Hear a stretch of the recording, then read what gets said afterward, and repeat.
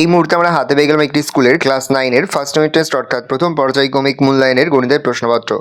যে মুহূর্তে আমরা বিভিন্ন স্কুলের প্রশ্নপত্র হাতে পাচ্ছি সবার ফার্স্ট ভিডিওর মাধ্যমে কিন্তু আমরা তোমাদের কাছে তুলে ধরছি। তোমরা কিন্তু অবশ্যই আমাদের চ্যানেলটা সাবস্ক্রাইব করে রাখবে। দেখো, ফুল মার্কস তোমাদের রয়েছে 40 আর সময় তোমাদের রয়েছে 1 ঘন্টা 30 মিনিট। একে থেকে রয়েছে সঠিক উত্তর নির্বাচন করো, প্রশ্নের মান 1 করে, 1 × 7 = 7। এখানে 7টি প্রশ্ন দেওয়া রয়েছে, প্রশ্নের মান রয়েছে 1 করে। নেক্সট রয়েছে 2-এর দাগে, নিচের প্রশ্নগুলোর উত্তর দাও যে কোনো 6টি, প্রশ্নের মান রয়েছে 2 করে, 2 × 6 = 12। ভালো করে দেখে নাও প্রশ্নগুলো। তারপরে তোমাদের 3 দাগে রয়েছে যে কোনো একটি প্রশ্ন উত্তর, প্রশ্নের মান রয়েছে 3। 2টি রয়েছে, একটি করতে হবে, প্রশ্নের মান 3।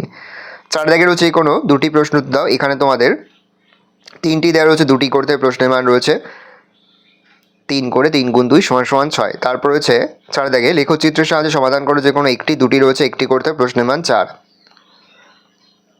5 দাগে রয়েছে 2টি প্রশ্ন, একটি করতে হবে, প্রশ্নের মান রয়েছে তোমাদের 3। 7 দাগে রয়েছে কোনো একটি প্রশ্ন, প্রশ্নের মান 5।